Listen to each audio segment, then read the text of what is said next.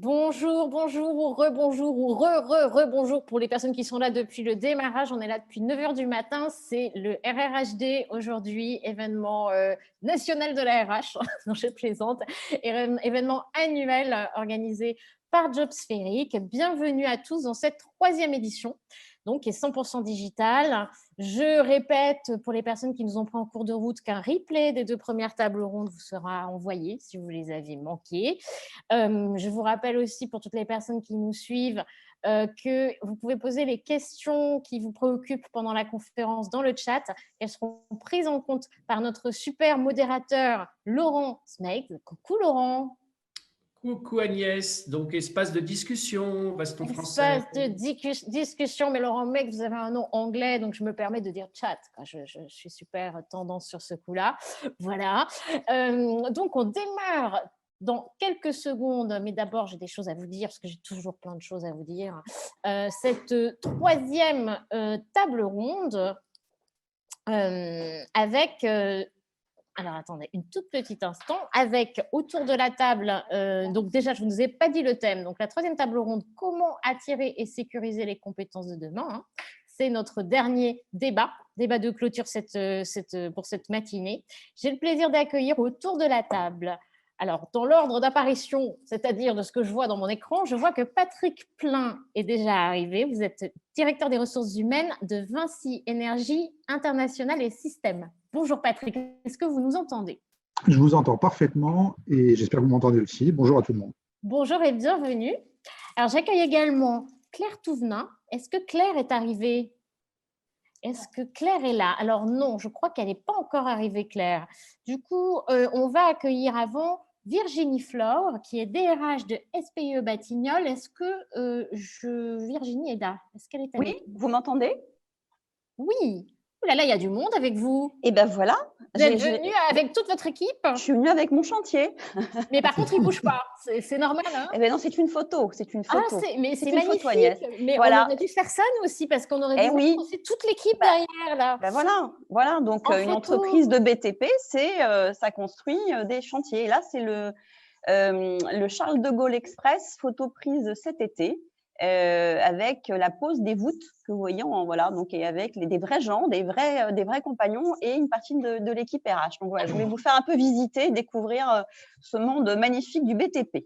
Ah ben, sacrée voûte, en effet. Oui. Hein. Oui. Alors, bravo, donc bienvenue à vous. Alors, vous m'avez bouché un coin. Est-ce que Claire est arrivée pour ce temps-là? Je ne sais pas. J'ai une info. Bonjour à tous. Elle a un problème de réseau, elle est en train de se connecter. D'accord. Alors peut-être avant. Elle arrive. Alors peut-être avant de démarrer, un petit récap vidéo de la table ronde, Mathieu, que j'ai un peu oublié de lancer cette fois, je m'en excuse. Que à force, j'ai oublié. Et puis on va démarrer très très vite.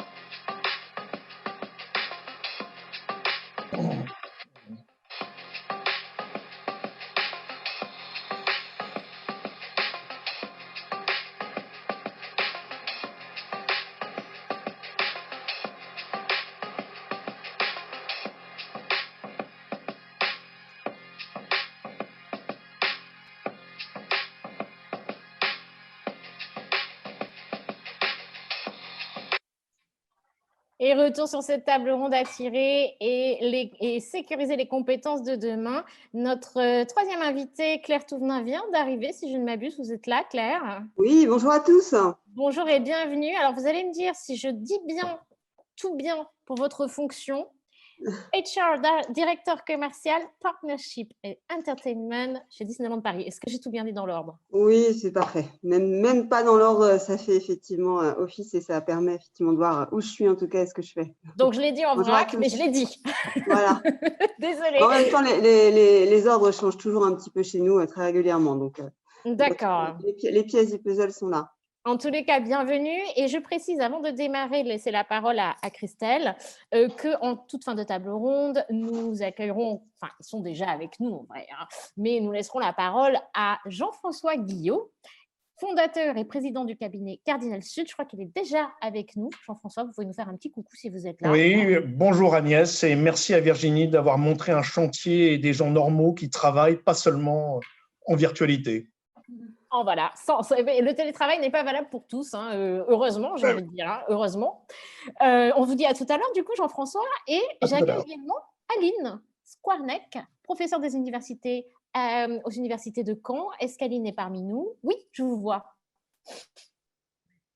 Oui, bonjour à tous, ravi d'être vous. Enchantée et ravie de vous accueillir. On vous retrouve tout de suite après les interviews pour le challenge expert. Et je laisse la parole à Christelle. Alors, Christelle met le son. Bonjour à tous. Merci d'être avec nous aujourd'hui. Alors, la troisième et dernière table ronde, sujet assez complexe, les compétences. Les compétences de demain, les compétences dont les entreprises vont avoir besoin, le coup de frein avec cette pandémie, comment se préparer à l'avenir, comment faire monter en compétences, comment continuer à faire en sorte que les salariés restent productifs, engagés autour de son projet d'entreprise, les motiver à être à des apprenants permanents tout au long de leur vie, à évoluer au rythme des nouvelles technologies et aux disruptions des modèles économiques de vos entreprises. Donc, je vous remercie d'être là pour témoigner sur ce sujet dans un contexte où tout le monde a peur de perdre son emploi. Tout le monde est effrayé par la robotisation, par l'intelligence artificielle. Un repositionnement aussi sur les soft skills. Que fait-on? On doit changer d'état d'esprit, on doit changer la façon de mettre en avant les compétences, on doit organiser la polyvalence. Donc, merci à vous d'être là. Je vais commencer par donner la parole à Patrick Plein qui va nous expliquer donc comment ils ont abordé cette crise, qu'est-ce qu'ils ont mis en place et selon lui, la posture de la RH dans ces temps assez malmenés, on va dire. Bonjour Patrick. Patrick? Je désactive le micro, pardon. Bonjour.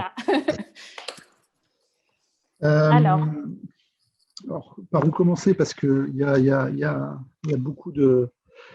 Alors, recommencer d'abord. Beaucoup de questions, oui. Beaucoup de questions, mais on va commencer par le début. Comment vous avez affronté cette crise? Est-ce que ça a impacté vos recrutements, vos formations? On a vu qu'il y a eu un arrêt brutal dans la plupart des organisations. Alors, comment vous l'avez… Oui, alors, et votre pensée de l'importance de la fonction RH pour garder les rênes et continuer malgré tout, parce que quand même, elle véhicule l'espoir et l'engagement d'une entreprise. Oui, alors, alors la crise a frappé bien évidemment le groupe Vinci et Vinci Énergie, qui est l'activité à laquelle j'appartiens aujourd'hui. Alors, sans doute un peu moins Vinci Énergie de par la nature des activités, mais enfin, néanmoins, les impacts ont quand même été importants. Et le réflexe, alors pour répondre à cette question, je vais le faire de cette manière. Le réflexe consiste souvent, en temps de crise, et sur le plan RH notamment, à stopper un certain nombre de choses assez naturellement. Assez naturellement, on arrête les recrutements parce que on est en crise, donc c'est plus l'heure de recruter. Et assez naturellement, on a ce mauvais réflexe qui consiste finalement à bien évidemment à regarder les coûts, ça c'est pas un mauvais réflexe, mais le mauvais réflexe consiste à coupler un certain nombre de coûts assez systématiquement. Et par exemple, la formation, tout ce qui tourne autour de l'investissement formation en fait traditionnellement partie. pour avoir vécu la crise des années 90, parce que je suis plus perdreau de l'année. C'est exactement les réflexes qu'on a eus à l'époque. Dans la construction, crise économique, on a coupé les recrutements, on a stoppé les recrutements, ralenti au strict minimum les recrutements. Et effectivement, la formation, enfin, je prends ces deux choses importantes, hein, puisqu'on parle de compétences. Un, c'est les acquérir par le recrutement, et deux, c'est les développer par la formation. C'est traditionnellement ce qu'on a constaté 10 ans après, notamment dans le secteur de la construction, c'est qu'effectivement, la crise a duré en gros de 92 à 96, 97 par là. Et donc pendant 4-5 ans, vous coupez les recrutements. Et c'est-à-dire que 10 ans après, vous avez le trou dans la pyramide des âges. Et lorsqu'il s'est agi de trouver, par exemple, des patrons de projet pour piloter nos grands projets de construction à l'international, on s'est rendu compte qu'on avait un trou dans la raquette en termes de compétences, parce que tout simplement, on n'avait pas recruté 6 ou 7 ans avant. Et alors, on se dit toujours, on va aller chercher chez le concurrent, donc on va aller chasser, sauf que tout le secteur avait fait pareil, ce qui fait qu'on avait un trou dans la profession, il y a un trou dans la raquette sur des jeunes cadras capables un potentiel capable de monter le cran plus haut. Donc, il y a en temps de crise, et on fait pareil pour la formation, c'est-à-dire qu'on ne développe plus rien pendant 1 an, 2 ans, 3 ans. Et aujourd'hui, alors il y a 20 ans ou 25 ans, c'était peut-être encore jouable. Aujourd'hui, quand on prend un peu la littérature, on sait qu'une compétence technique, là je parle des compétences techniques, puisque on évoquait les soft skills, mais si je m'attache à une compétence technique, en gros, il se dit en moyenne que ça a une durée de vie de 18 mois. Donc ne pas investir dans la formation, c'est juste se tirer une balle dans le pied, puisque à très court terme, 18 mois, on est quand même dans du relativement court terme. On se coupe de possibilités de continuer à développer les organisations, les entreprises et le business. Et donc, le réflexe à avoir, je pense, dans ces moments de crise, c'est justement de rester sur ces basiques et donc de ne surtout pas arrêter le recrutement et de ne surtout pas couper les budgets ou les investissements de formation qui ont été prévus. Il faut peut-être les ralentir, il faut peut-être les adapter, évidemment. Mais je prends le périmètre dont j'ai la responsabilité chez Vinci Énergie International Système. Je regarde, on fait à peu près 8-9 000 recrutements par an dans le monde. Hein. Moi, j'ai un périmètre plutôt monde. Au premier semestre, on avait recruté à peu près 5 000 personnes. Donc, on n'avait pas ralenti le niveau des recrutements, malgré la pandémie qui frappait. Alors là, pour le coup, elle a frappé le monde entier. Tous les pays étaient concernés. Attends. Mais Patrick, vous avez le double de candidatures, voire le triple aussi, je pense. Aussi, vous avez eu cette année. Oui, ça c'est une expérimentation. Enfin, c'est pas une expérimentation, c'est ça aussi pour s'adapter à la crise dans l'attractivité, dans la façon d'attirer les compétences. On a traditionnellement un dispositif qui s'appelle le Young Talents Days, qui vise tout simplement à recruter des stagiaires de fin d'études. Vous voyez, c'est pas quelque chose de très stratégique au sens dans ce sens-là, mais ceci étant, les stagiaires de fin d'études sont nos embauches de demain, donc ça a quand même une dimension importante. Et habituellement, c'était un événement physique, et on avait à peu près 6 000 candidatures, et on en retenait 500, et on en embauchait une centaine. Cette année, du fait de la pandémie, en plein confinement numéro 1, on s'est posé la question de savoir comment on pouvait réorganiser cet événement si toutefois la pandémie se poursuivait. Elle nous en a pris puisqu'elle s'est poursuivie. Et l'événement s'est déroulé en novembre, et on a complètement digitalisé ce dispositif. Et on a proposé à peu près 400 offres de stage en France et dans le monde. On a eu cette année quasi 16 000 candidatures. C'est énorme. Ce qui est énorme. Et on a retenu en entretien, on a fait près de 1000 entretiens il y a 15 jours auprès d'étudiants. Donc, très forte mobilisation des étudiants. Ce qui montre aussi ce que je disais tout à l'heure, c'est-à-dire dans ces périodes de crise, dans ces périodes de pandémie, il ne faut pas arrêter les fondamentaux. les stages en font aussi partie. Enfin, pour nous, le stage de fin d'études, une fois encore, c'est des stages qui durent entre 4 et 6 mois et c'est d'excellents moyens de trouver ce qu'on appelle nous nos pépinières, c'est-à-dire nos jeunes embauchés qu'on va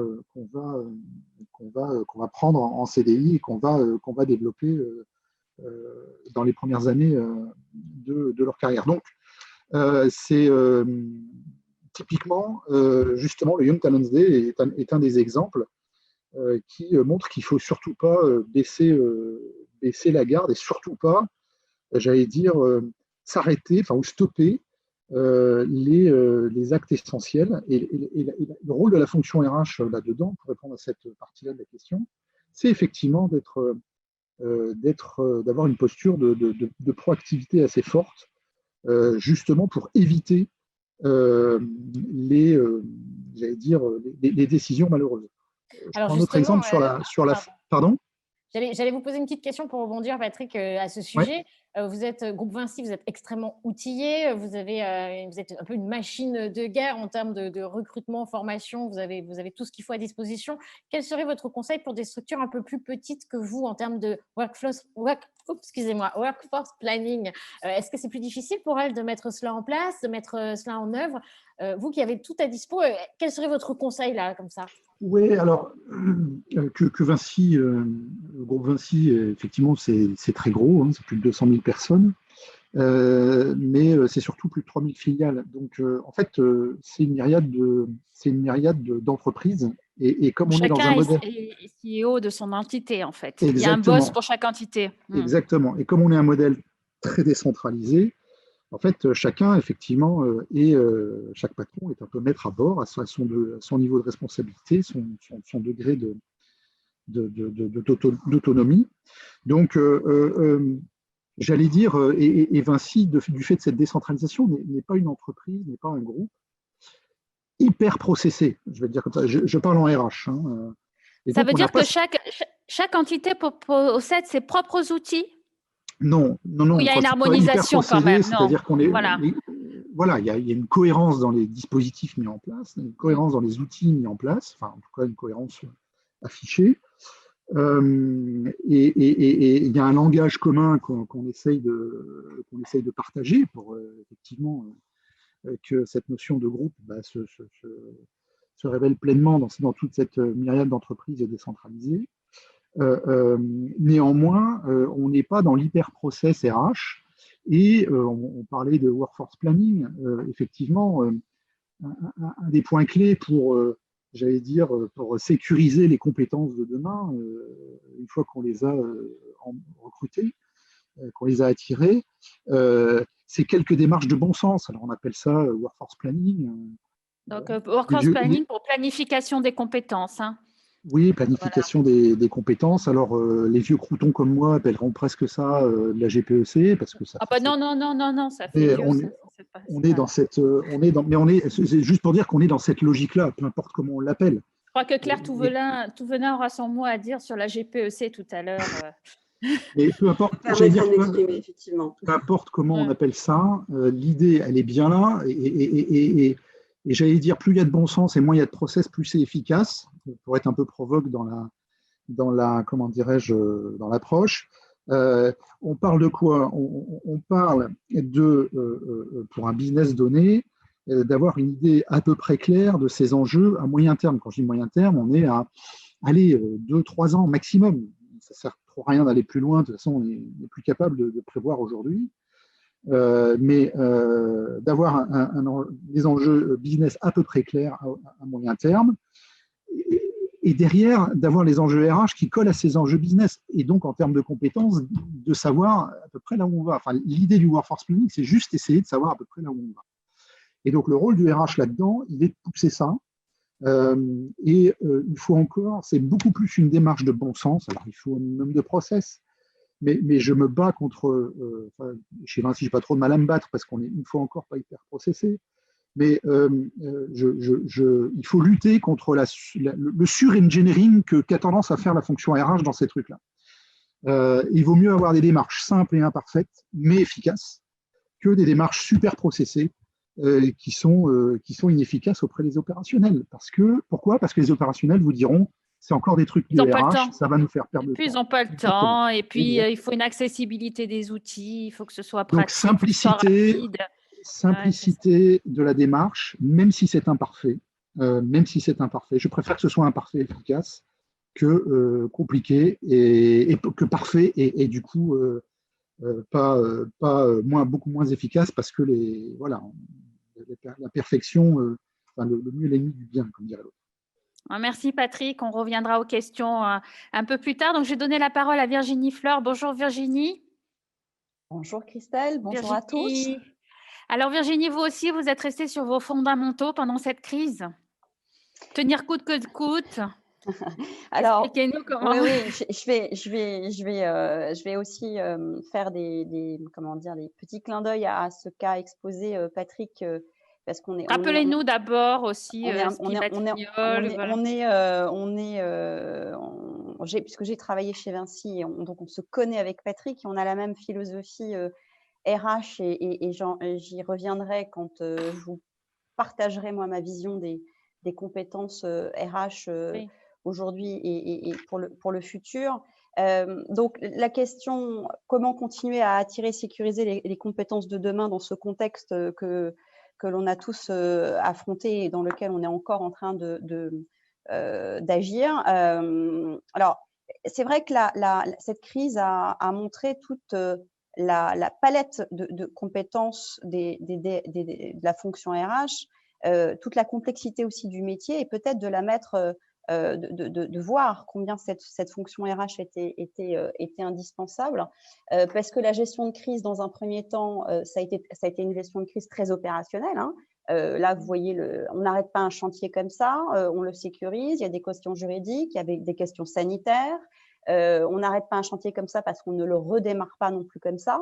Donc, il y avait des questions très techniques, très aussi liées à l'activité partielle, avec les hésitations que l'on a connues, hésitations que l'on peut comprendre. Hein, c'est absolument pas un jugement, mais nous, on a dû faire avec ça, c'est-à-dire prendre des décisions pour un groupe de 8000 personnes dans un contexte incertain. Donc, il fallait décider, agir pour sécuriser l'entreprise. Donc là, l'action en priorité de la fonction RH associée aussi à la fonction prévention et sécurité, ça a été de gérer la crise et mettre l'ensemble des équipes en sécurité.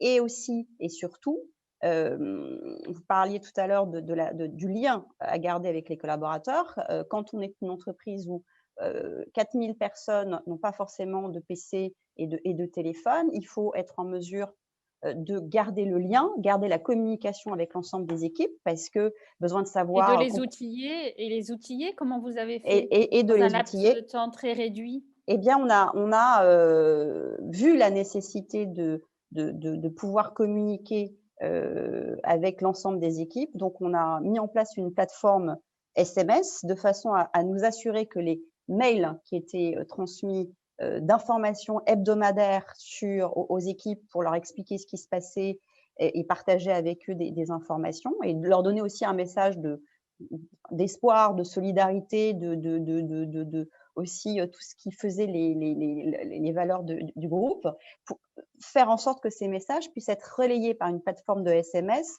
vers les téléphones privés des collaborateurs pour être sûr qu'ils aient l'information et qu'on garde le lien avec eux. Donc ça a été le premier aspect. Et comme l'indiquait Patrick, il ne faut absolument pas… Enfin, ce qui était important pour nous, c'est de ne pas hypothéquer l'avenir. C'est-à-dire se dire, on ne peut pas aujourd'hui hypothéquer l'avenir et faire une année blanche ou une année RH entre parenthèses en arrêtant les projets. Alors, concrètement, qu'est-ce qu'on a fait? On s'est dit, OK, le présentiel ne va plus être possible. Néanmoins, il y a des sujets qui doivent continuer d'avancer, voire que l'on a accéléré. On s'est dit, pourquoi? Parce que ce dont on s'est rendu compte, et c'est un point que je voudrais vraiment partager avec vous, c'est que le principal enseignement, moi, que je retiendrai, c'est qu'il y a des choses qu'on pensait impossibles et qui sont devenues possible. Alors, certes, par la contrainte, mais c'était quand même le résultat des courses. Donc, travailler à distance, potentiellement se former à distance, utiliser des outils numériques de communication qui étaient un non-sujet. Tout ça, c'est devenu possible. Donc, on s'est servi de ce champ des possibles pour accélérer un certain nombre de projets. Je vais en prendre 3.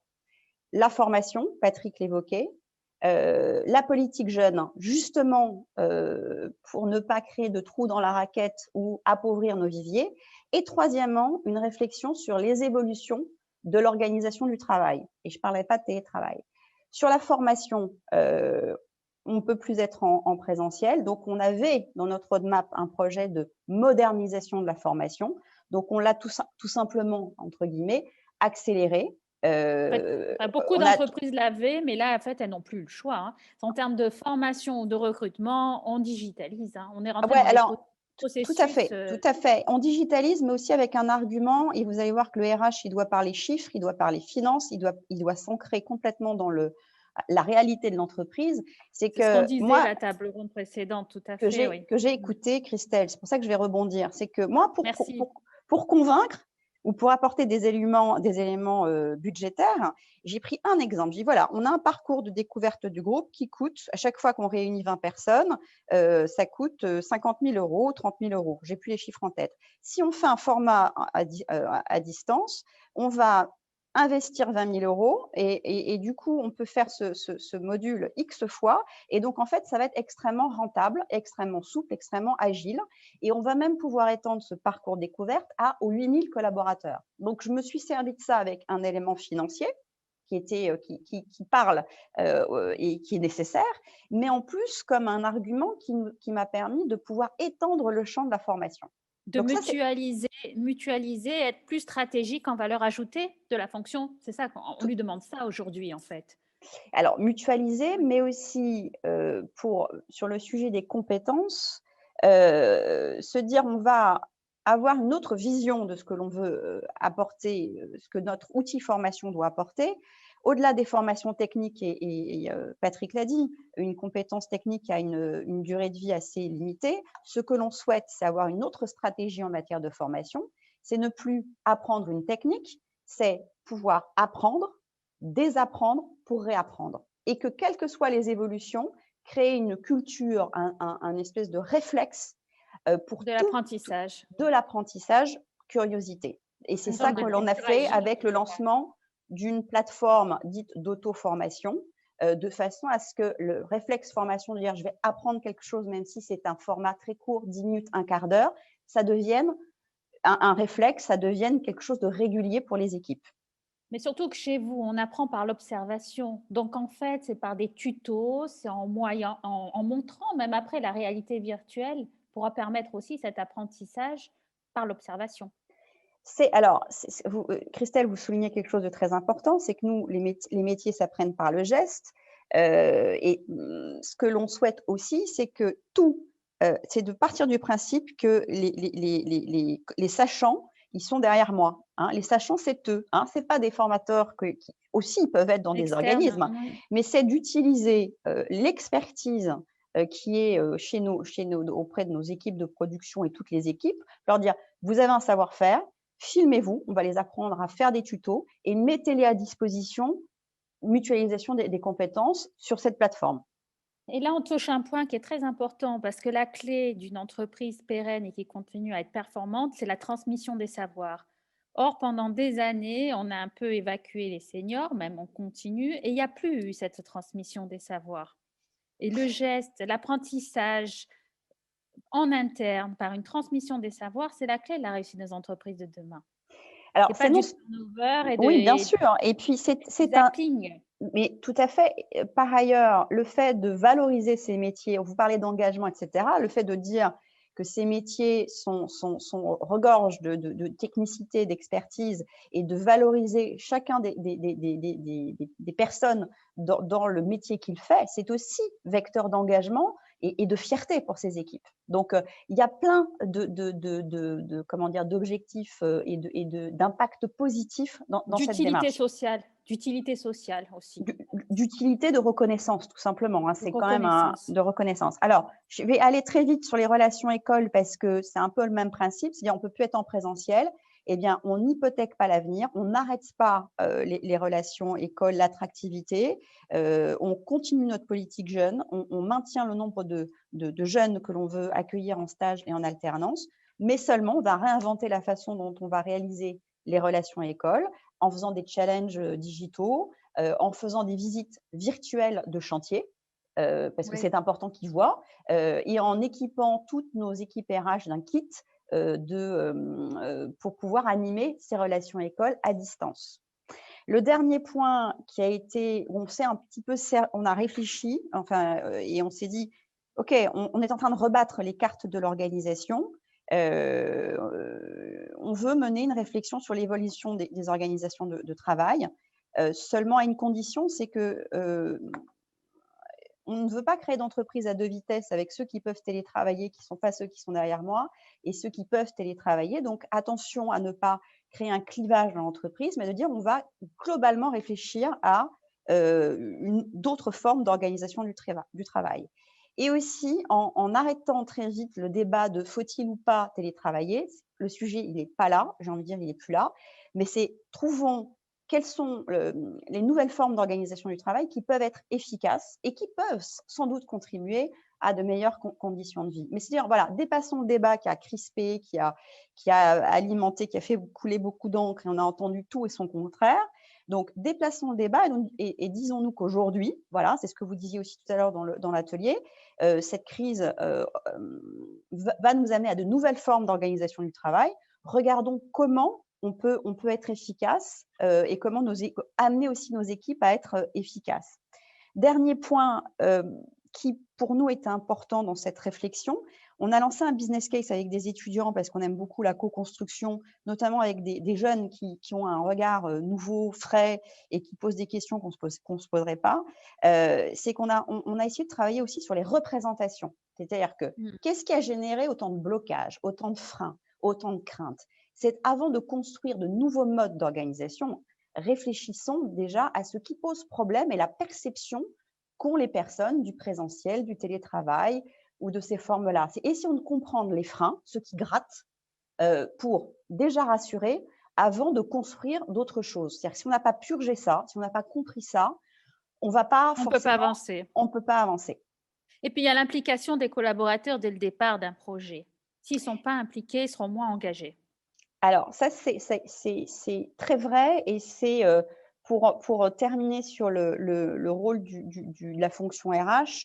Vous disiez tout à l'heure de la co-construction. On donne un cap, la stratégie, on voit bien qu'avec une crise telle que nous le vivons, faire des plans à 3 ans, 4 ans, 5 ans, vous voyez, ça peut être un peu difficile. Donc, concentrons-nous plutôt sur d'avoir un cap et surtout de la co-construction du comment ou du chemin avec les équipes. Vous parliez d'intelligence collective. Et moi, ma vision du DRH ou de la fonction RH dans ce contexte-là, c'est bien évidemment qu'on est moteur, mais on n'est ni au-dessus ni en dessous, etc. Pour moi, je la vois comme un engrenage, un engrenage qui va pouvoir mettre en mouvement l'ensemble de l'entreprise par le biais de… On est plein d'engrenages dans une organisation. Et voilà, pour moi, je le vois comme un moteur, un engrenage qui va contribuer à mettre en mouvement l'ensemble de l'entreprise. C'est un petit peu comme ça que je vois le rôle. Et enfin, pour terminer sur cette fonction RH, on est dans une fonction qui est de plus en plus complexe avec la gestion de paradoxes, c'est-à-dire qu'on doit à la fois rassurer, exemple la gestion de crise, et en même temps, on doit faire bouger les lignes. Voilà. Ouais. Donc, on est la fonction qui rassure et en même temps, ça ne suffit plus, ça ne suffit pas. On est aussi la fonction qui va faire bouger les lignes. On est qui doit être moteur, véhicule, moteur maintenant. Oui, mais quand vous faites bouger les lignes, vous perturbez, vous pouvez déstabiliser. Ah oui, c'est le risque. Voilà. Prendre des risques. Alors, c'est aussi une de mes remarques, c'est de dire que le test and learn dont parlait aussi une intervenante tout à l'heure, oui, il est obligatoire de prendre des risques, il est obligatoire d'être dans une position inconfortable. Et c'est comme ça que vous savez que vous faites votre job. On est autant stratège que maker. Pour moi, si je devais retenir qu'une seule chose dans cette crise ou de comment faire, je n'ai pas de recette. En tout cas, il n'y a qu'une chose qui, moi, me semble important, c'est le constat de réalité, c'est-à-dire ni optimisme ni pessimisme, pessimisme, pardon, mais c'est de prendre les choses telles qu'elles sont, la réalité, et d'agir dans la simplicité qu'évoquait Patrick, parce que je le partage à 500%. Viser le parfait, une fois que vous êtes parfait, vous êtes obsolète, vous êtes à côté de la plaque parce que les choses ont évolué. Donc, être dans l'action, être dans la simplicité, la priorisation, et peut-être aussi, et ça je rejoins plusieurs de vos intervenants, je pense que la fonction RH, elle doit être centrée sur le besoin, elle doit être centrée sur le business, et que parfois on s'est un peu perdu à se faire plaisir en disant on est très technique, on est très process, et là on s'est coupé de beaucoup de choses, y compris des opérationnels. Donc en faisant simple et en étant centré sur le besoin, on verra les process dans un temps second. Donc, vraiment, voilà, c'est l'action et la simplicité. Merci Virginie, merci. Merci beaucoup. Donc, je vais demander à Claire Touvenin d'enchaîner tout de suite justement sur ce besoin en matière de compétences. Vous misez sur la polyvalence aujourd'hui. Claire Touvenin, vous êtes là? Oui, tout à fait. Bonjour à tous. Voilà. Alors, la GPEC, non, ça ne marche pas. La polyvalence, oui. Expliquez-nous votre démarche. Et l'agilité, je vais y venir, mais je vais peut-être effectivement repartir comme mes confrères d'un certain nombre d'éléments déjà de contexte pour situer ce qui s'est passé au sein de Disneyland Paris dans les derniers mois, dans l'année même. Donc, quelques éléments de compréhension pour nous qui ne se veulent nullement marketing, mais pour introduire mes propos. Disneyland Paris, c'est 17 000 collaborateurs, c'est 500 types d'emplois différents et c'est le premier employeur monosite européen. Donc on a effectivement au sein de nos parcs que vous connaissez tous, je pense, 50 attractions et effectivement énormément de métiers associés à spectacles et aux différentes activités qu'on peut avoir au sein de Disneyland Paris. Mais DLP, c'est aussi, Disneyland Paris, c'est quand vous créez un emploi chez DLP, vous en créez 3 en emploi indirect en Seine-et-Marne. Donc, qu'est-ce qui s'est passé pendant on va dire, la vague de premier confinement, puis deuxième confinement?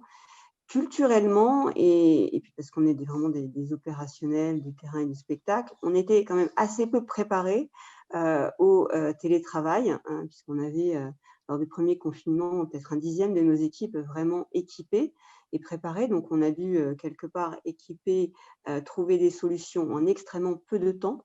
Donc là, je rebondis sur des éléments qu'on évoquait d'agilité et de flexibilité, hein, puisque déjà là, on a dû déjà se donner les moyens techniques. On a, suite à ce premier confinement, réouvert de façon, on va dire, provisoire entre juillet et octobre, et on est de nouveau fermé.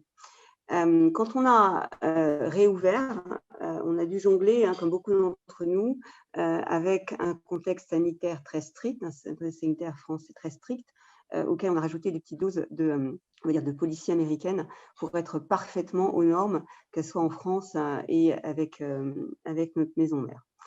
Donc, la particularité de cette crise pour nous, c'est qu'il est aujourd'hui très difficile de savoir quel sera notre business demain, notre public qui reviendra effectivement sur nos parcs.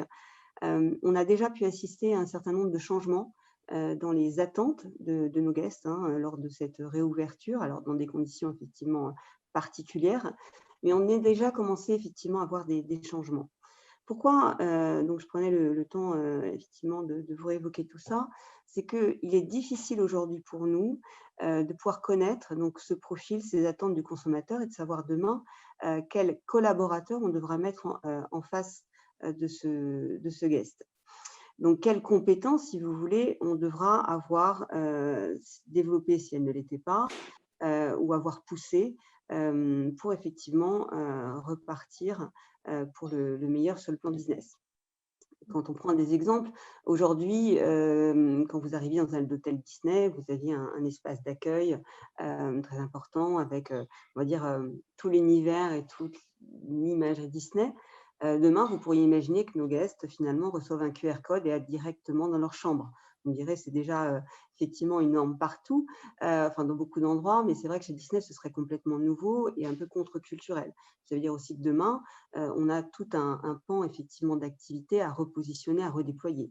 Dans nos restaurants, on s'est aperçu aussi que vous aviez de plus en plus, et on pense que ça s'accélérera après après cette période particulière, finalement des visiteurs qui souhaitent plus que tout faire du click and collect et partir avec leur repas plutôt que de rester sur place. Donc tout cela pour dire que difficile effectivement de savoir quels seront les collaborateurs et les compétences de demain pour nous, ce qui nous a amené très clairement à un vrai coup de frein, vous en parliez Christelle au début, sur les embauches. Donc nous avons clairement cessé toute embauche. Nous avons ralenti également un certain nombre d'investissements, et non pas arrêté, mais ralenti. On a par contre accéléré un certain nombre d'investissements digitaux et on a continué de travailler sur des investissements, on va dire, immobiliers pour toutes les extensions de nos parcs. Mais donc, on a vraiment recentré nos activités sur donner le contexte, l'environnement, la digitalisation qui va rendre demain les choses possibles pour nos visiteurs et donc pour nos collaborateurs. Concernant nos collaborateurs, on a travaillé à cultiver effectivement, on a eu, on va dire, près des 3/4 de nos collaborateurs, comme c'est le cas en ce moment, qui sont en chômage partiel. On a travaillé véritablement à ce lien entre l'employeur et le collaborateur pour vraiment préparer, garder le lien, garder le contact, préparer l'avenir avec eux. On a à gérer, comme vous tous, un contexte très anxiogène pour tous, qui s'accélère au fil des semaines passées en chômage partiel. Et puis avec les allers-retours, savoir on rouvre, on ne rouvre pas. Donc, on a vraiment accéléré les communications digitalisées à l'encontre de l'ensemble de nos collaborateurs pour travailler ce lien, travailler cette proximité avec eux, puisque demain, nos collaborateurs seront, et l'ont toujours été, les ambassadeurs de notre marque employeur et nous permettront de revenir effectivement sur la place, de pouvoir réembaucher avec, on va dire, notre image, j'espère, intacte. Donc, on a travaillé cette digitalisation, ce lien, pour introduire effectivement, alors non pas, on va y venir, alors pas une GPEC à proprement dite, mais tout un programme effectivement de formation. Ça a été un petit peu le fer de lance, ces communications avec eux qui nous ont permis de pousser ces programmes. Donc, vous le disiez en introduction, oui, je m'excuse auprès de ceux qui sont des partisans de la GPEC. Je reste encore à convaincre après effectivement un certain nombre d'années dans le métier RH. J'ai pourtant, comme beaucoup d'entre vous, mis en place des workforce strategy planning, des gestions prévisionnelles, des emplois et des compétences de ma carrière. Néanmoins, j'en ai assez peu vu qui fonctionnaient, à part effectivement dans le cadre de plans de succession de mobilité pour des profils, on va dire, très restreints de collaborateurs, des profils cadres. Donc, Claire, j'aime poser une question. Si la GPEC ne fonctionne pas, si la planification des compétences ne fonctionne pas ou difficilement ou que dans quelques cas concrets d'entreprise, ça signifie qu'il faut encore plus pousser la dynamique d'entreprise apprenante et de polyvalence alors. Que fait-on ? Absolument. C'est-à-dire qu'on est dans une agilité permanente, on est dans une remise en question permanente. Il faut être réactif.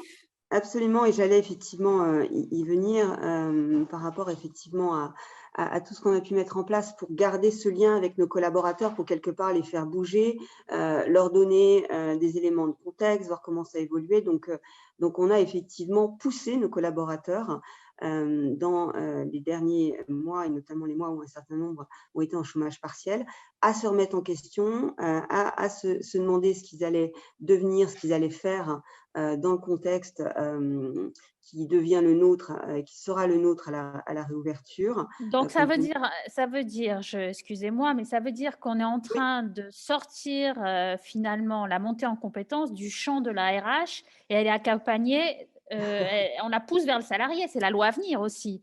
Maintenant, vous êtes acteur de votre vie professionnelle, vous êtes acteur de votre vie professionnelle. C'est plus à la RH de faire monter en compétences. Je vous charrie un peu. Mais... Non, vous me charriez un peu, mais vous m'enlevez les mots de la bouche et vous savez qu'on a échangé sur le sujet.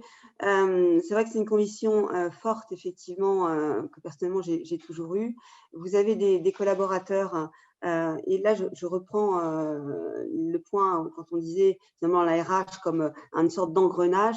Je nous vois effectivement comme des chefs d'orchestre qui vont permettre effectivement à nos collaborateurs d'avoir les moyens, donc des moyens digitalisés pour pouvoir apprendre à distance, d'avoir les moyens de se remettre en question, de se poser des bonnes questions. On a à leur offrir effectivement, bien entendu, un panel de solutions. Donc, on a effectivement, et en s'appuyant notamment sur le fonds le FNE dans les derniers mois de crise, on a poussé près de 83, presque 90 même, formations en interne. Donc, on a eu un formidable écho au sein de nos collaborateurs donc, pour faire sien, ils ont embrassé, si vous voulez, ce programme de formation, ce programme effectivement de développement de leurs compétences. Donc, ils s'en sont vraiment accaparés à titre personnel et c'est ce en quoi, personnellement, je pense qu'on a des collaborateurs qui finalement, s'ils sont bien aiguillés, ne demandent qu'à continuer d'apprendre, ne demandent qu'à se remettre en question. Mais c'est vrai qu'il faut effectivement, bien sûr, les diriger vers cela. On a eu donc on a eu plus d'un tiers de nos collaborateurs qui ont sauté le pas, pris à bras le corps les solutions qu'on leur proposait. On a eu énormément, on a eu près de 100 000 heures de formation dispensées, donc bien sûr en digital. Est-ce que c'est-à-dire que la RH doit construire des scénarios, divers scénarios de mobilité, de possibilités, de parcours, et puis après chaque salarié de s'en imprégner, de se positionner? Et de se projeter dessus, oui, je pense que sincèrement, on a, et c'est notre devoir vis-à-vis de nos collaborateurs, donc c'est sûr que c'est exacerbé quand vous avez 17 000 collaborateurs à traiter, on va dire, en même temps, mais vous avez clairement à leur offrir ces carrières passes et leur donner les projeter dans des possibilités finalement d'évolution et de leur donner les moyens en ayant bien sûr digitalisé nos formations, mais aussi digitaliser la façon dont eux peuvent travailler, leur donner les moyens de pouvoir effectivement se projeter, se développer et d'aspirer demain à évoluer dans leurs fonctions. Donc en cela, on travaille la flexibilité, l'adaptabilité de l'organisation et de ses collaborateurs. Et là, je rejoins aussi des propos qui ont été tenus auparavant. Et en cela, je nous vois vraiment comme des sortes de chefs d'orchestre pour pouvoir donner ces éléments-là. Merci Claire Touvenin, donc la RH, encore une fois facilitateur, un facilitateur de transformation avec l'acquisition et le développement de compétences. Restez avec nous. Juste avant d'accueillir nos deux experts pour le Challenge Expert, je vous propose à tous autour de la table et à vous tous qui nous regardez, un petit sondage que Mathieu va nous mettre à l'écran. Voilà, donc avec une petite question, de quelle manière selon vous, au regard de tout ce qui s'est dit, puis de votre propre expérience, de quelle manière les RH peuvent-elles anticiper les besoins en compétences, passer d'une logique métier à une logique de compétences en faisant évoluer les cadres de référence, mettre en place une workforce planning, planification de compétences en français, ou bien ouvrir des espaces de partage et de collaboration transdisciplinaire. Qu'est-ce qui vous parle le plus? Je vous laisse répondre. Laurent Smeg va commenter un petit peu les résultats. Oui, on va encore se donner peut-être 10 secondes, le temps que vous votiez effectivement pour les 3 questions. Voilà. Et donc, j'ai les résultats. Donc, première place pour la proposition 1 avec 58%, passer d'une logique métier à une logique de compétences. Deuxième position pour la proposition 3, ouvrir des espaces de partage et de collaboration transdisciplinaire. Et seulement 13%, mais c'est une surprise, mettre en place une workforce planning. On est vraiment dans une logique de transformation. On est dans une logique de transformation, de faire évoluer les cadres de référence. Je trouve que malgré la crise, c'est très, très beau quand même ce qui se passe humainement. Merci Laurent. Alors, je vais accueillir autour de la table virtuelle, bon, vous êtes déjà là, mais on vous re-accueille, Jean-François Guillot, fondateur et président du cabinet Cardinal Sud, et Aline Squarneck, professeure des universités chez l'Université de Caen. Je vous invite à ouvrir votre micro pour vos questions. Et bonjour Aline, je vous laisse peut-être ouvrir le bal des questions. Merci, merci beaucoup. Donc, ravi de partager ce moment avec vous, comme je l'ai dit tout à l'heure. Alors, peut-être avant de poser une question, je voulais juste faire un petit rapport d'étonnement, entre guillemets. Je suis ravie de la complémentarité, finalement, des trois intervenants dans autour de cette table virtuelle, certes, mais quand même très riche, sur l'idée que, finalement, nous, on développe aujourd'hui, c'est-à-dire que, bon, voilà, en tant qu'universitaire, on aime bien s'amuser avec les mots et les concepts. Et je pense qu'il est temps, en effet, de peut-être repenser ce vocabulaire autour des compétences, de la GPEC, etc.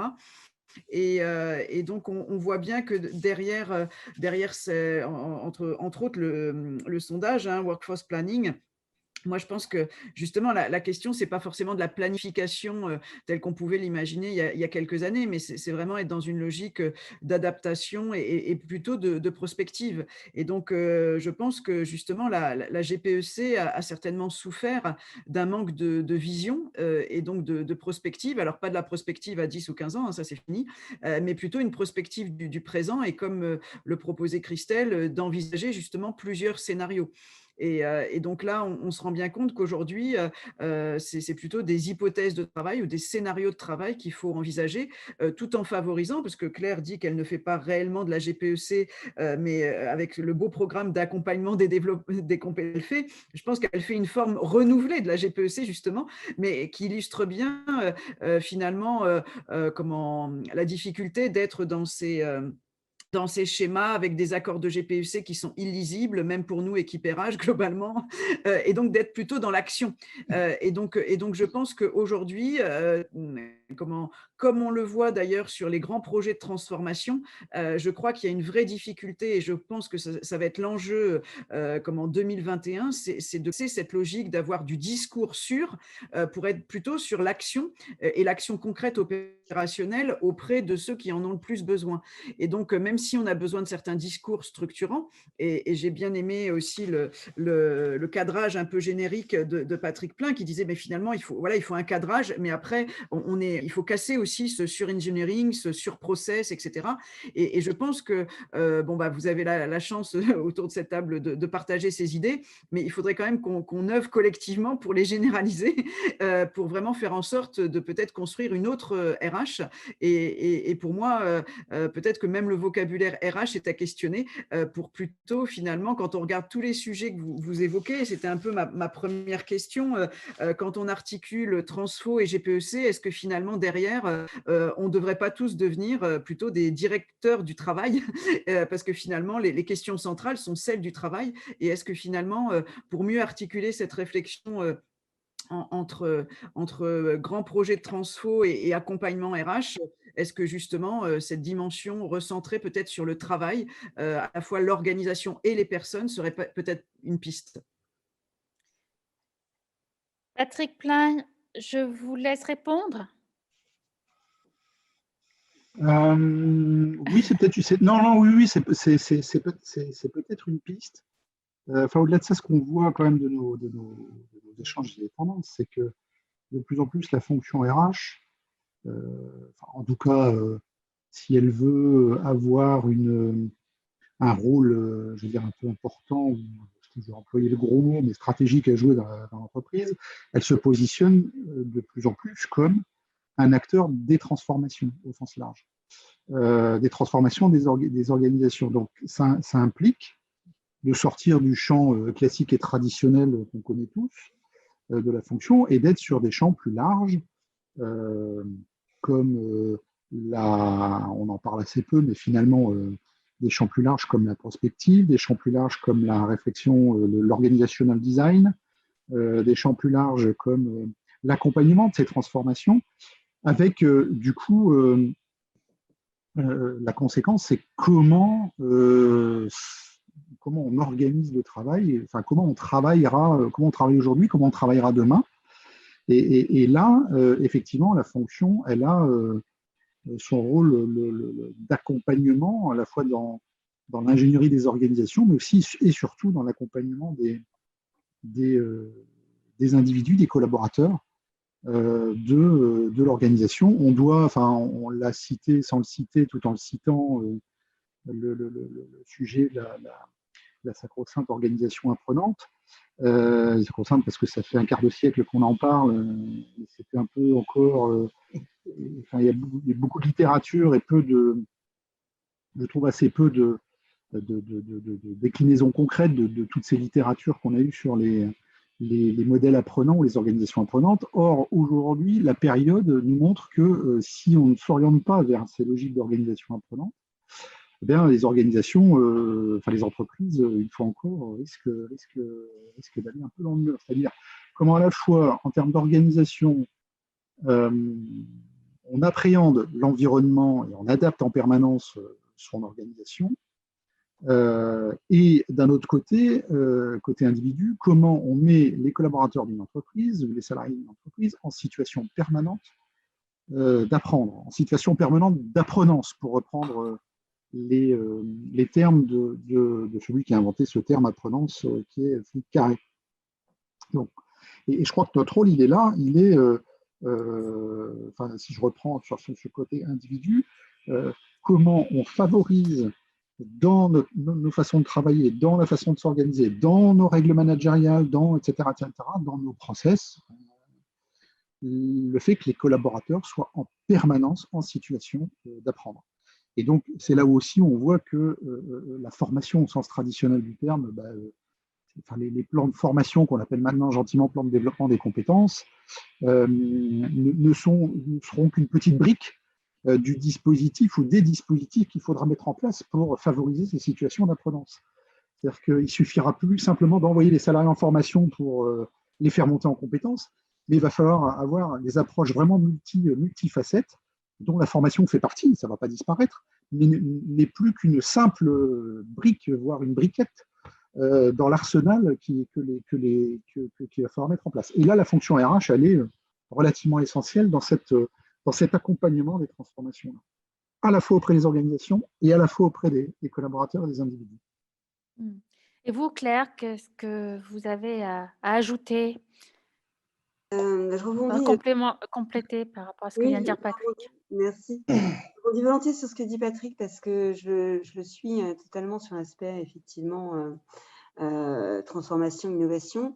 Ce que je vais peut-être rajouter par rapport à ce qu'on évoque, c'est effectivement comment on le fait vis-à-vis de nos collaborateurs et comment, et on a pu l'expérimenter effectivement récemment à grande échelle, finalement par la pédagogie et la pédagogie comment, par des communications effectivement très ciblées vers les collaborateurs où on leur explique, si vous voulez, vraiment comment c'est en train d'évoluer et on essaie de les projeter sur l'évolution du business. Très souvent, on se retrouve face à des collaborateurs qui ont des difficultés à envisager une formation parce qu'ils ont finalement une difficulté à envisager une évolution de leur métier, encore aujourd'hui. Que ce soit des métiers, même des métiers, on va dire, d'accueil, de restauration, c'est des métiers qui vont extrêmement évoluer. Si on regarde ce qui se passe dans les métiers de la restauration et de l'hôtellerie en Asie, c'est extrêmement intéressant. Et cela, je pense que c'est notre devoir de trouver la bonne façon d'aller vers nos collaborateurs à grande échelle pour leur faire sentir à quel point c'est en train de bouger, de changer. S'ils ne le font pas d'eux-mêmes, nous, on doit leur donner les clés de compréhension. Donc, une fois qu'ils mettent les choses dans ce contexte, pour moi, c'est beaucoup plus simple ensuite, pour rebondir sur les propos de Patrick, de pouvoir aller vers effectivement cette société apprenante, société qui met finalement à disposition des collaborateurs des moyens pour pouvoir finalement atteindre quelque part les nouvelles compétences qu'exigeront les fonctions et les métiers demain. Donc du coup, je pense qu'on se rejoint bien et on reboucle ensemble. En tout cas, nos collaborateurs, quels que soient les environnements et les entreprises, nos salariés doivent effectivement définitivement sortir d'une approche, on va dire, assez paternaliste d'entreprise où finalement on va leur servir tout cuit des programmes de formation qu'ils vont faire au fil de l'eau, etc. Non, ils doivent vraiment, eux, à titre individuel, se prendre en main par rapport aux métiers qu'ils font aujourd'hui, qu'ils ne feront peut-être pas dans 20 ans, parce qu'ils vont avoir des sujets, on a beaucoup de sujets de restrictions liées à des inaptitudes, parce que c'est des métiers du spectacle, etc. Donc, quel métier ils feront, par exemple, en fin de carrière? On doit vraiment leur donner les moyens de devenir acteurs de leur carrière. Voilà. Et vous Virginie? Virginie, vous êtes là? Oui, j'aurais activé mon micro. Oui, je suis là, je vous écoute. D'accord. Est-ce que vous avez des compléments, des réflexions complémentaires? Un seul est très rapide. L'organisation génère de la compétence et des compétences et les nouvelles compétences, notamment celles qu'on ne connaît pas encore. Et le levier le plus puissant pour moi, dans l'anticipation des compétences de demain, elles sont générées par les nouvelles formes d'organisation. Et il y a un élément, il y a une forme d'organisation dont on a beaucoup parlé, mais sur lequel nous, on mise beaucoup chez SPI Batignolles, mais il y a plein d'entreprises qui misent aussi dessus, ce sont les communautés de pratique. Parce que c'est une fonction, c'est une organisation qui permet de désiloter, ça permet de mixer des populations qui sont sur des métiers différents, donc on ne s'enferme pas dans la technique, mais on s'ouvre. C'est des boosters d'apprentissage, de curiosité et de motivation et d'engagement. Donc pour moi, via les communautés de pratique, ça permet d'apporter de nouvelles formes d'organisation et de générer des compétences, notamment celles que l'on ne connaît pas encore. Merci beaucoup. Donc, on va donner la parole à Jean-François Guillot, qui a des questions à vous poser également. Merci, merci Christelle, merci. Effectivement, aujourd'hui, on a une opportunité formidable puisque le DRH a démontré qu'il était capable d'à peu près tout faire, y compris l'impossible, en très peu de temps, alors que ça paraissait auparavant impossible, vous l'avez très justement souligné. Donc, vous avez, pour parler marxiste, une opportunité historique qui n'a jamais été vue depuis fort longtemps. Et ça, c'est extraordinaire. Bon, en revanche, ce qui m'intrigue toujours, c'est que l'entreprise apprenante, Patrick le rappelait à l'instant, ce n'est pas tout neuf. On parlait avant, certes, de la gestion des carrières. C'est dans les années 60, c'est devenu la gestion des compétences. La loi de 2005, la loi Borloo, a mis en place, dans la bonne tradition administrative française, l'obligation de négocier une GPEC, chère à Claire, et donc forcément, ça donnait à la GPEC une allure pas très, très sympathique. Et bien souvent, on s'est retrouvé face à des accords illisibles, comme le rappelait Aline, la seule finalité étant juste de répondre à une obligation de conformité légale, et certainement pas de projeter l'entreprise, puisqu'en plus, ce n'était pas forcément simple. Alors, effectivement, aujourd'hui, ce qui me paraît intéressant, c'est cette opportunité historique du DRH. Et souvenons-nous de ce que disait Siemens Europe dans les années 90.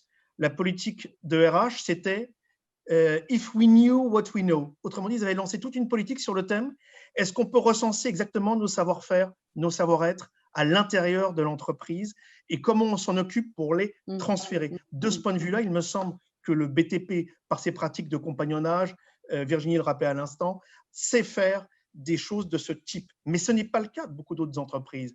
Et là, on a des entreprises qui sont principalement en travail physique. Le beau chantier de Charles de Gaulle nous le démontre. Mais quand vous êtes en télétravail, ce n'est pas du tout la même chose.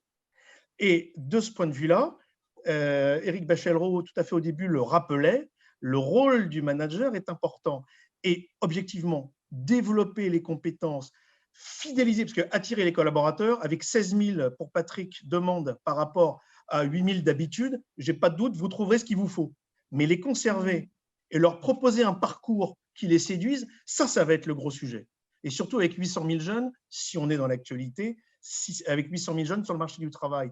Dès lors, pour fidéliser les collaborateurs, on pourra lancer tout ce qu'on veut, des GPEC, des GEPP, des apprenantes, des machins.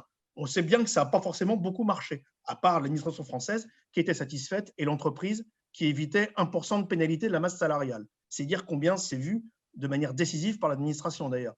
En revanche, moi, ce qui m'intéresse, et ma question est toute simple, c'est comment impliquer le manager de manière décisive là-dedans, car sinon, mon point de vue est, ça ne marchera pas plus qu'avant et on reprendra peu ou prou le même modèle, alors soit le dialogue social dans la boîte noire comme on avait avant, soit l'adaptation dans l'urgence comme on a vécu aujourd'hui, soit, bon, on verra bien ce qui se passera, business d'abord et on verra pour les compétences après.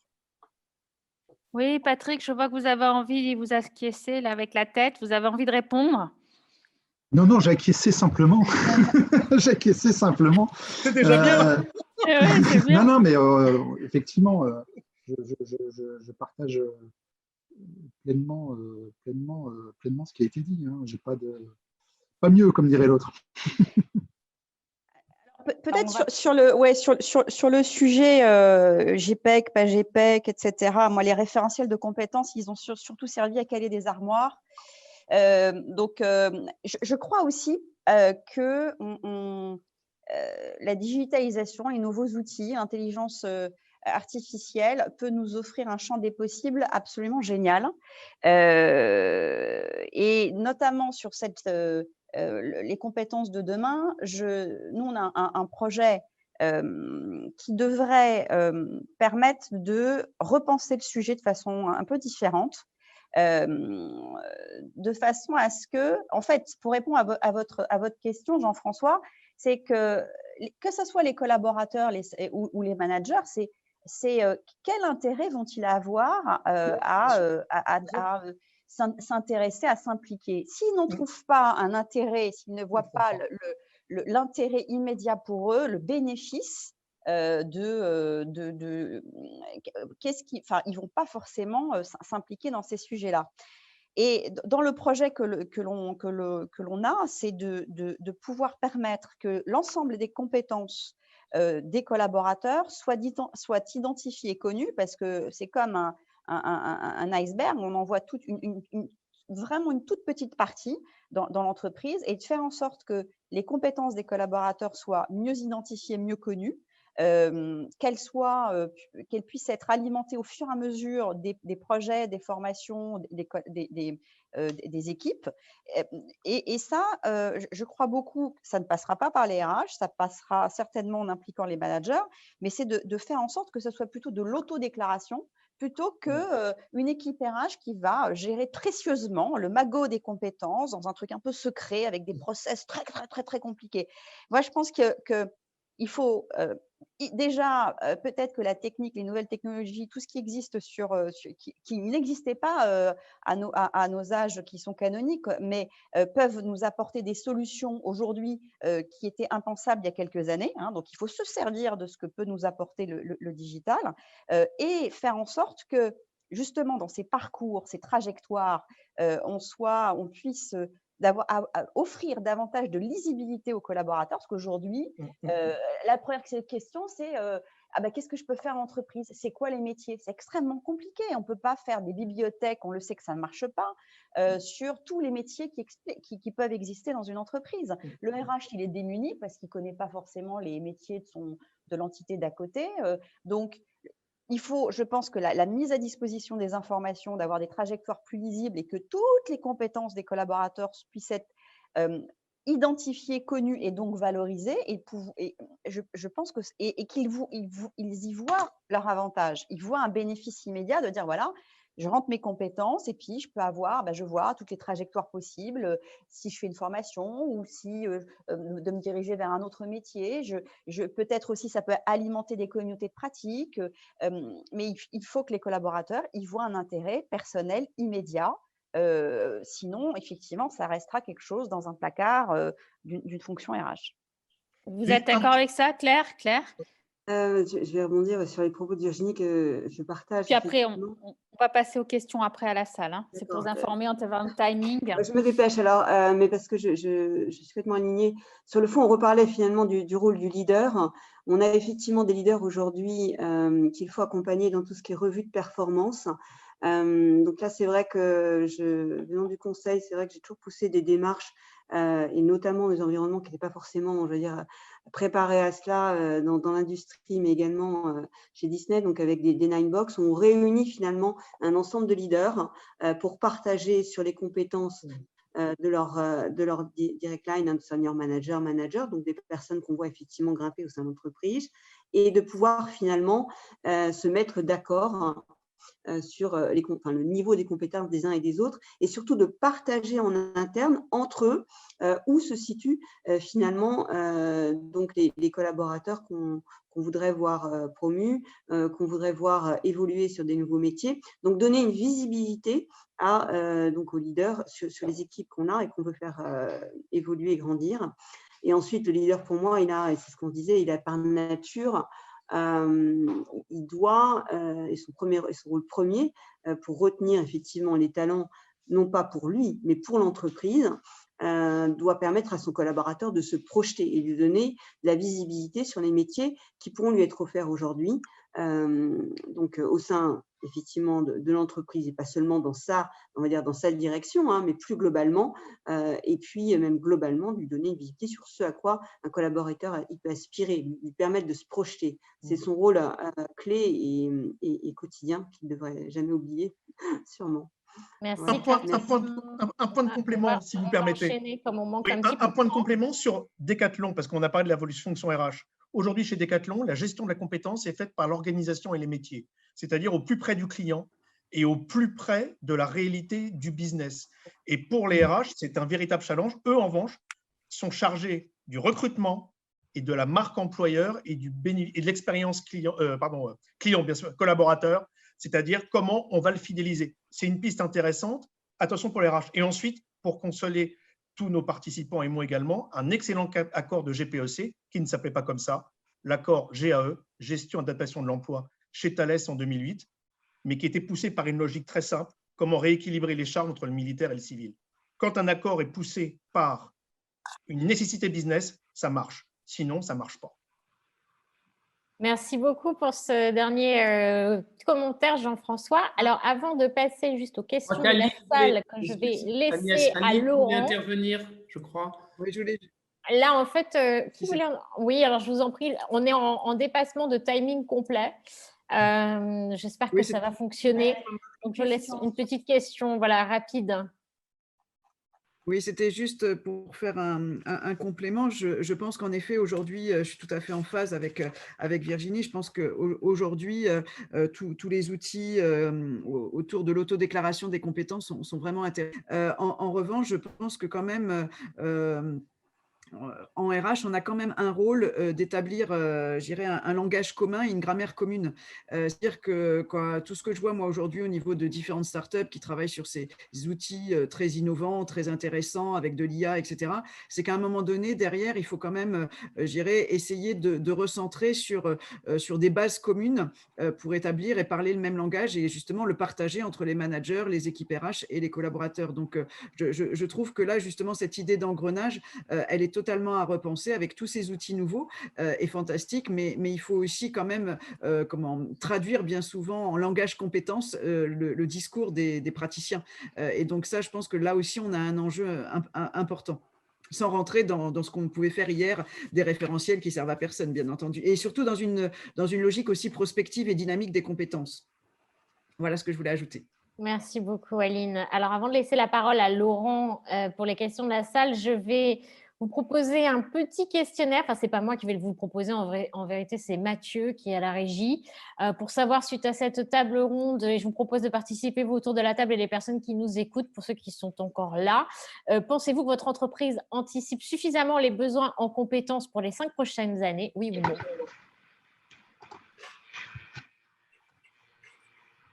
Voilà, on vous donne quelques secondes encore. Oui, Laurent, vous allez nous donner le score. Est-ce que oui ou non, on anticipe? Voilà. Après, je ne sais pas qui répond, mais globalement, voyons. Alors, la réponse, elle est non à 69% à la question. Et donc, voilà, vous avez la réponse. Il va y avoir un peu de travail concernant donc le développement des compétences et l'acquisition des compétences. Avant, donc Laurent, je vous laisse la parole pour peut-être les questions de la salle, si vous en avez reçu pendant cette table ronde, et je vous retrouve juste après.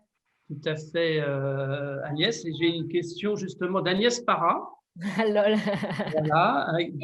Voilà, qui anime avec brio cette 3e édition du RRH Day. Donc, je la remercie. Et j'aimerais donc la présenter rapidement, parce qu'on ne l'a pas fait. Donc, Agnès est productrice indépendante, elle est journaliste à Jobsphérique et elle est cofondatrice de Celaneo Formation. Voilà qui est fait. Et sa question, pensez-vous que le principe collaborateur-formateur évoqué par Virginie tout à l'heure peut devenir un modèle pour l'entreprise apprenante, tout comme d'ailleurs les communautés de pratique? C'est ma première question. Qui prend la main? je peux débuter. Oui. Oui, allez-y, Claire. Oui. Oui, alors effectivement, je dirais que les comités de pratique, on en voit et enfin, ça a commencé à voir le jour déjà il y a plusieurs années, notamment dans des milieux, on va dire, peut-être plus, dans ce que moi j'avais pu voir, plus ingénieurs. J'y crois profondément. Je trouve que, et ce sera intéressant de discuter, de partager, Virginie, ce n'est pas complètement évident à mettre en place en entreprise et à faire vivre. C'est peut-être là sûrement qu'on aurait besoin d'ailleurs d'outils qui permettent, si vous voulez, une fois que c'est lancé, de pouvoir stimuler ces comités de partage, ces comités effectivement en interne, par peut-être des moyens digitaux qui vont relancer les uns et les autres pour créer une sorte de dynamique, peut-être pas fictive, enfin, vous voyez, pas fictive, mais pour lancer véritablement les choses et faire adhérer et prendre en interne. Donc, j'y crois fondamentalement. Je n'ai pas trouvé à ce stade de bonne façon peut-être de le faire vivre, mais je serais ravie d'être convaincue par d'autres de mes collègues. Non, pour reprendre également, oui, je crois que ça a de l'avenir. Enfin, une fois encore,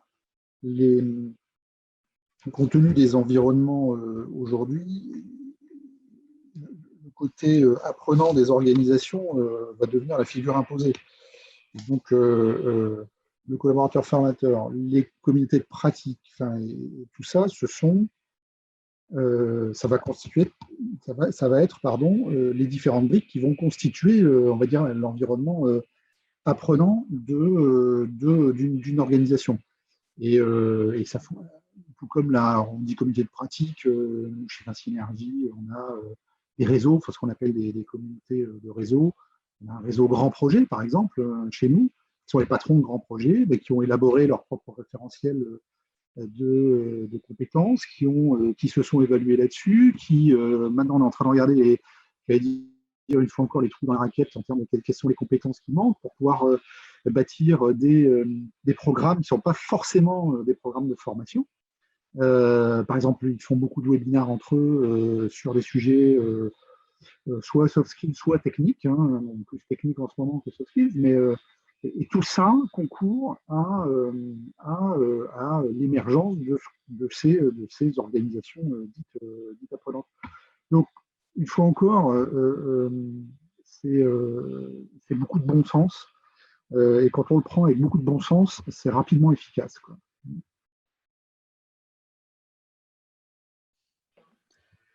Je crois que, Laurent, est-ce que tu as encore une ou deux questions à part celle d'Agnès? Moi, j'en vois quand même des intéressantes. Tout à fait. Alors, j'en ai une autre qui est quel rôle va jouer la FOD, la formation ouverte et ou à distance dans ce paysage, dans ces évolutions?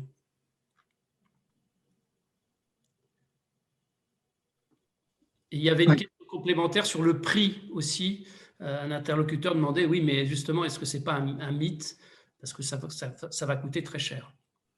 C'est-à-dire, c'est toujours pareil, c'est pour les grandes structures qui sont organisées, qui peuvent mutualiser les coûts, c'est beaucoup plus accessible. Les petites structures, est-ce qu'elles ont les moyens de mettre en place tout ça? Même si maintenant, il y a des outils en open source ou ce qu'on veut, mais quand c'est vraiment pertinent, est-ce que l'investissement n'est pas trop lourd, c'est ça? C'est ça, et il n'y a pas que ça aussi, il y a également la capacité des services achats et des services formation, même pour les grandes entreprises, à savoir exactement de quoi il s'agit. On est extrêmement frappé de constater combien d'appels d'offres sont lancés en disant il faut absolument de la formation à distance, du distanciel, etc. Et en fait, c'est largement confondu, souvent, pas tout le temps, mais souvent, avec une formation purement distancielle, c'est-à-dire une classe virtuelle. Alors qu'en réalité, une des raisons du coût de la formation dite à distance, c'est qu'il faut revoir intégralement la conception pédagogique, puisque l'attention d'un stagiaire, c'est 20 minutes. C'est pas... Voilà. Et donc, ça change tout. Ça change juste absolument tout. Et il faut à la fois que les cabinets de formation et également les services de formation RH fassent le pas là-dessus. Et je ne vous parle pas des achats qui, eux, tombent de la planète Mars. Alors, puis maintenant, il y a le micro-learning aussi qui se développe, les petites touches sur mobile. Enfin, vraiment, c'est… On utilise aussi beaucoup les neurosciences aussi, de plus en plus. Les RH investissent le champ des neurosciences pour un apprentissage rapide. Mais voilà, après, Vas-y Virginie, pardon, excuse-moi. Ah ben quand même. Non, C'est bien, on se bat. Non, c'est de la coopétition avec Patrick. Alors moi, je crois, je vais enfoncer des portes ouvertes, mais il n'y a pas le digital, la formation digitale ne va pas être le sésame de la formation à venir. Ce n'est pas une solution, c'est 1000, 2000, 3000. Je vais juste vous partager ça. Nous, on s'est aperçu en fait, pourquoi on a poussé ce projet de plateforme d'auto-formation. Si je vous dis le prix, vous allez voir que c'est un prix qui est très, très, très, très faible parce qu'on a choisi l'outil le plus simple, le basico-basique. On sait que ça ne tiendra peut-être pas à la distance, mais c'est ce qu'il nous fallait aujourd'hui. En fait, on s'est rendu compte qu'avant d'aller faire des formations, d'acheter des formations distancielles, nous, en interne, et on avait un nombre de supports déjà existants faits par les équipes qui étaient extrêmement riches et parfois qu'on retrouvait plus sur YouTube que chez nous. Donc, la première démarche, avant de dépenser 1 centime, ça a été de rapatrier les contenus de l'ensemble des entités pour partager ce savoir-faire. On a, à aujourd'hui, il n'y avait pas eu d'investissement, il y a eu la collecte de tout ce qui est fait et qui était plus à l'extérieur qu'à l'interne.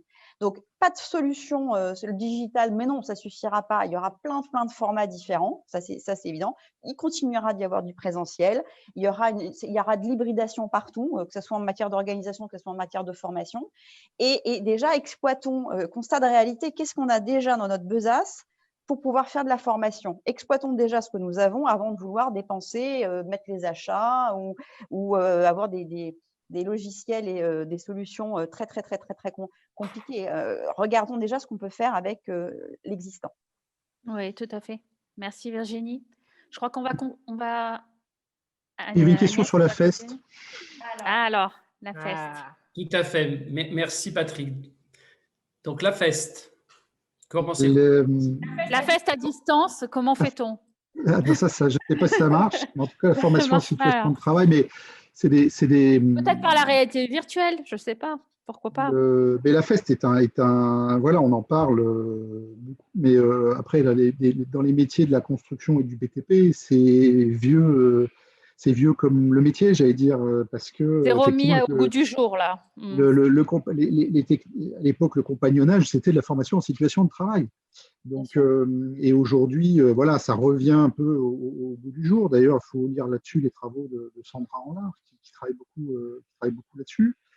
Mais le tout, c'est une fois encore comment, dans une organisation donnée, je l'organise, cette formation en situation de travail. Il ne suffit pas de dire, tiens, voilà, tu apprends le métier, on te jette dans la piscine et tu nages et tu regardes comment tu fais nager. Ça peut en faire partie, mais ce n'est pas unique. C'est-à-dire, quel est le rôle du management? Comment je structure la situation de travail? Est-ce qu'il y a des pairs qui interviennent, des tuteurs, des compagnons, enfin, peu importe comment des mentors, etc. Mais donc, ça n'est efficace que si c'est quand même un tant soit peu, un tout petit peu réfléchi pour justement, j'allais dire, prévoir dans la situation de travail même de l'individu les temps de montée en compétences, d'acquisition et de montée en compétences. La FEST est très intéressante et elle mérite d'être extrêmement préparée et fort bien conçue. Il y a beaucoup à apprendre pour cela dans la logique des compagnons et dans ce qu'ils appellent le beau geste. C'est ça qui est vraiment, c'est super important. Et spécialement dans vos entreprises, vous connaissez parfaitement ça, le volet compagnonnage et beau geste. En revanche, les entreprises qui ne sont pas de votre domaine d'activité ont beaucoup à apprendre en la matière parce que ça a été poussé très loin en matière d'apprentissage. Et Christelle faisait appel tout à l'heure aux sciences cognitives. C'est intéressant de constater que les principes d'apprentissage du compagnonnage, avant même qu'on nous rebatte les oreilles avec les sciences cognitives, avaient déjà tout compris il y a quelques temps déjà. Bah oui. Merci beaucoup. On revisite souvent dans les tendances. Ah oui. Des anciennes méthodes qui ont fait leurs preuves aussi. Mais c'est vrai qu'on parle beaucoup de la FEST en ce moment. On t'entend plus. J'entends plus rien. Allô? Allô, allô. Vous entendez, Christelle? D'accord. Oui, moi, je ne t'entendais plus. Merci à tous. Alors, on ne peut pas poursuivre la discussion tout de suite, mais on va la poursuivre plus tard. Si vous étiez là aux précédentes tables rondes, vous savez qu'on a mis en place, enfin, on est en train de mettre en place à plusieurs ce Jobspheric Lab, qui est une co-création entre Jobspheric le média, Expert Team la technique, Célano Formation les humains, pour synthétiser un petit peu, avec des ateliers de travail mensuels qui vont avoir lieu à partir de janvier 2021. Donc, il y en aura 10 en 2021 auxquels nous vous invitons à vous inscrire. Mathieu est en train de brillamment nous mettre à l'écran le formulaire d'inscription et vous avez un lien pour vous inscrire en fait à ces ateliers qui devraient apparaître dans le chat si quelqu'un veut bien le noter. Sachant que là, nous vous en proposons déjà à brûle pour point 3, à vous qui nous écoutez ou vous autour de la table, sur les thèmes suivants: la démocratie sociale au service de l'entreprise de demain, comment mettre en place une organisation apprenante, développer l'esprit d'équipe pour une meilleure performance organisationnelle. Et puis, on a une petite thématique bonus aussi en prime, comment renforcer les leaderships RH. Alors, je vous propose de vous inscrire à l'un ou l'autre, ou à tous les ateliers, en fait, selon ce qui résonne pour vous, où vous en êtes, est-ce que vous avez envie d'approfondir, parce que vous-même, vous avez besoin d'échanger ou parce que vous avez envie de partager. Ça va dépendre de votre position. Et je laisse également Mathieu à la technique qu'on ne voit pas, mais qui est bien là, vous dérouler une petite vidéo qui va vous donner à voir ce que vont être ces espaces de travail. Ça démarre.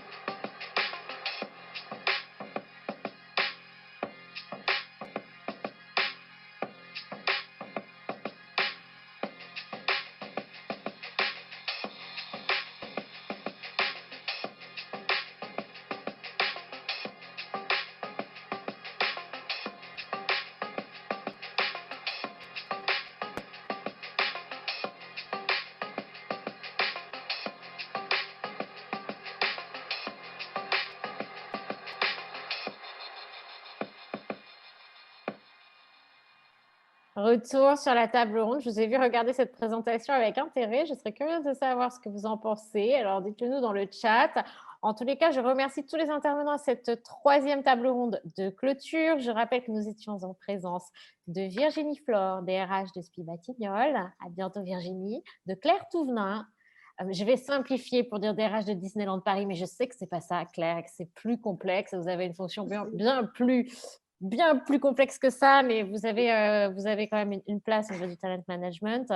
On avait également Patrick Klein, DRH de Vinci Énergie Internationale et Systèmes, nos deux super experts, Aline Skwarnek, professeure des universités chez Université de Caen, et Jean-François Guillot, bien sûr, fondateur et président du cabinet Cardinal Sud, et bien sûr Christelle Lambollet. Alors, merci à Agnès pour son dynamisme tout le long des débats.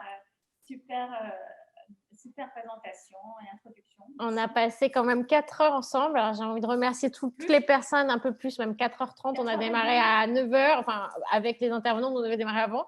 Donc, merci beaucoup. Je vais remercier un peu comme au théâtre. Hein. De toute façon, il n'y a plus de culture, alors faisons-le là. Merci donc à tous ceux qui ont contribué à ce RRHD. Déjà, à vous qui nous avez suivis, qui avez interagi, d'être présents. C'était la première fois en digital, donc je pense que c'était plutôt une réussite. Et merci à l'équipe du RRHD. Je cite Mathieu Etzik à la technique, l'homme invisible. Laurent Megz qui a fait le relais des questions et qu'on a vu, coucou Laurent. Anis Vanier qui nous a complètement supporté sur la technique avec Mathieu. Marie-Noël Musato à la communication chez Jobspheric. Nicolas Roland, mon associé. Et bien sûr, évidemment, Christelle Lambelet qui est là, sans qui ça n'aurait pas été possible. Merci aussi aux partenaires sponsors de l'événement. Sopra HR Software, Expert Team, Célano Formation. Je laisse la parole à Christelle. En tout cas, on se retrouve, nous, en janvier, puisque suite aux ateliers de travail auxquels on va s'inscrire, on fera un petit événement beaucoup plus court que celui-ci chaque mois pour revenir sur les thématiques. Et l'idée, c'est qu'on puisse continuer à avancer en fait ensemble régulièrement. Voilà, je vous embrasse. J'embrasse tout le monde, parce que, bon, sans le masque, mais vous êtes loin. Et je vous dis à bientôt. Oui, alors merci à tous, merci à l'ensemble des intervenants, vraiment, parce que vous nous avez apporté beaucoup de vos lumières, de vos idées, de vos partages. Je vois dans les remerciements. Vous m'entendez? Vous m'entendez toujours? Oui. Je voulais remercier aussi la communauté RH qui me suit depuis de nombreuses années, qui suit le site Jobspheric, qui nous promeut, de votre confiance pour vous livrer comme ça sur des sujets qui ne sont pas évidents parce qu'ils sont nouveaux, dans un contexte anxiogène où c'est vrai que les DRH ont toujours une position délicate. Merci donc de continuer à nous suivre, de pousser vos équipes à s'inscrire dans les groupes de travail pour qu'on puisse échanger les bonnes pratiques entre les entreprises et essayer de contribuer à construire un petit peu, co-construire cette entreprise nouvelle qui arrive, le monde de demain, même si on dit que le monde de demain ne ressemblera à celui d'avant, mais je ne pense pas, il va certainement avoir des évolutions différentes. Donc un grand merci à tout le monde et merci aux équipes qui ont été vraiment très professionnelles. Agnès les a tous cités, mais il y en a encore beaucoup derrière nous, derrière les entreprises respectives. Merci beaucoup à l'implication de tous. Et puis moi, je vous dis à très, très bientôt sur les réseaux et ailleurs, et sur Jobspheric. Merci. Au revoir.